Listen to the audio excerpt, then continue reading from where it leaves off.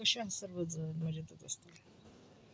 सोनम आणि राजा यांचं लग्न झाल्याच्या नंतर त्याची हत्या झाली, हे सर्व सगळ्यांना माहीतच आहे, सांगायची काही गरज नाही. परंतु आता एक व्हिडिओ आम्ही बघितला, तर तिची आई काय बोलते की ये सब झूठ आहे, ये सब झूठ आहे. तर आई पण मिळालेली, बाप पण मिळालेला आहे, भाऊ पण मिळालेले आहेत, सर्वजण मिळालेले आहेत. त्यांना माहिती होतं की आपली मुलगीचं कोणासंगती तरी गरीब मुलावर म्हणजे नोकरावर प्रेम आहे आणि नोकराशीच तिला लग्न करायचं आहे. परंतु त्यांनी आपल्या इज्जतीसाठी राजासारख्या एखाचा बळी दिला.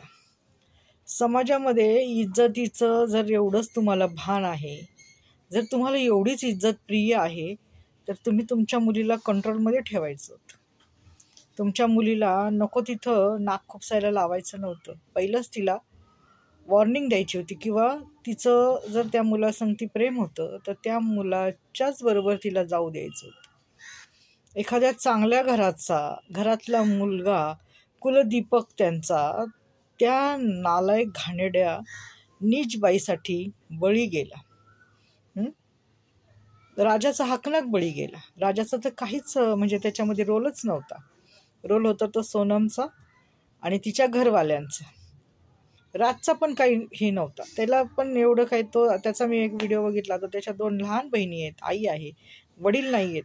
आणि जिथं भाडं कमी असेल इंदोरमध्ये अशा ठिकाणी तो घर घ्यायचा. म्हणजे 2000, 3000, 5000पर्यंत त्याची ऐपत होती भाडं भरण्याची. म्हणजे किती गरीब लोक होते बघा. त्याला काही नव्हतं फरक पडत की केलं काय नाही केलं काय. पण ह्या नीच बाईला समजायला पाहिजे होतं ना सोनमला, की आता लग्न झाले. बऱ्याच मुलींचे ना बाहेर फार लफडी असतात बरं का.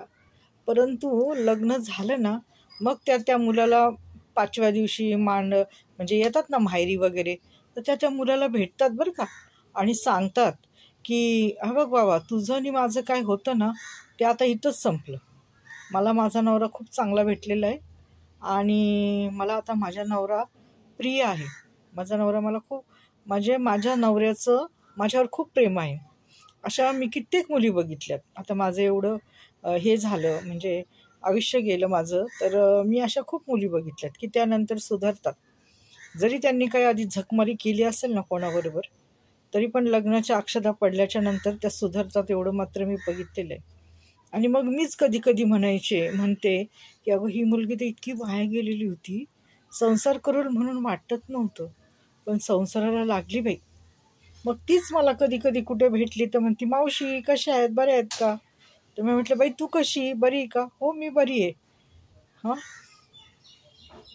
म्हणजे मला काय म्हणायचं, चुका ह्या होतात, पण चुका सुधरून त्या दुरुस्त करून जो आपली जीवनरेखा सुधारण्याचा प्रयत्न करतो ना, तो खरा माणूस. सोनमला एवढा चांगला नवरा भेटला होता आणि काय त्या भिकारड्यावर प्रेम आलं होतं तिला. दिसायला धड नाही, पैसा नाही, खिशात काही नाही. हे कसलं असलं बाई प्रेम. मला तर हे असल्या चट्ट प्रेमाचा इतका राग येतो ना बाई ग. कसलं निर्लज्ज प्रेम करतात ना मुली. काय ते दिसायला नाही धड, त्याची ऐकत नाही.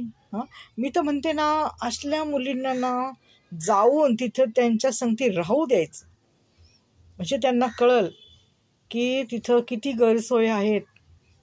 मग ह्यांचं प्रेम बघू टिकतं का, आणि परत तिला घरात घ्यायची नाही.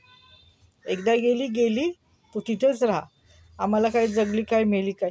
आता काय मी व्हिडिओ अशी पाहते की जर एखादी मुलगी पळून गेली दुसऱ्या जातीत, तर तिने लग्न केलं, लगेच त्याचा 13वा करून टाकतात त्या मुलीचं, की ती आम्हाला कायमची मेली. मग ते संबंध नाही ठेवत मुलीशी. तर असे पण कुटुंब आहेत. आणि ह्याच्यामध्ये मला एकच वाईट वाटतं ह्या राजा प्रकरणामध्ये, राजा आणि सोनमच्या प्रकरणामध्ये, की राजाचा हकनाक बळी गेला. असतात ना असं. माझ्यासारखी जर आई असती ना तर म्हटली असती, गेली तर गेली, आपल्या घरातली पण घाण जाईल आणि तिचं होऊ द्या वाटोळं, असं मी म्हणेल. तिला समजू द्या की मुलगा प्रेम काय असतं ते. प्रेम हे 2 दिवसाचं असतं. 3ऱ्या दिवशी पोटाला जेव्हा लागतं ना खायला प्यायला चांगलं चुंगलं, तेव्हा कळतं की प्रेम कुठं पळून जातं.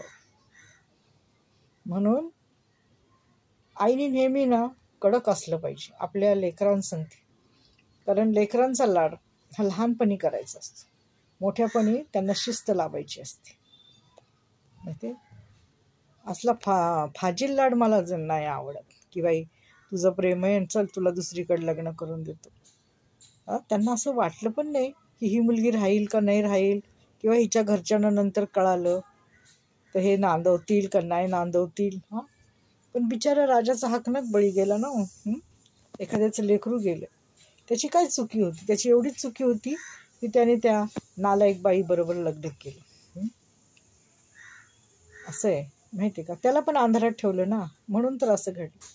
अशी एखादी बाई नीच असली ना, तिचं लग्न हो अथवा ती कशी असो, लग्न झाल्याच्या नंतर कळू, तिला म्हणायचं बाई लांब हो, तू आता लांबच राहा, आमच्या डोक्याला काही टेन्शन करून घ्यायचं नाही, आणि तू कायमची लांब हो, परत संबंध ठेवू नको, आणि संबंध ठेवायचा पण नाही. कारण ते कुठं डोक्याला दुखणं करून बसतं. आपल्या हाताने आपली इज्जत घालवायची आणि डोक्याला दुखणं करून घ्यायचं आणि एखाद्याचा जीव घालून बसायचा.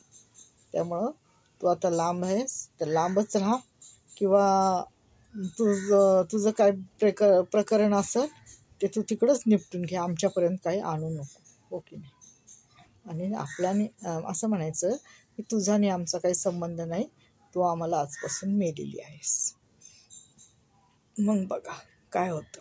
तिला प्रेम आहे ना 2 दिवसात कळलं.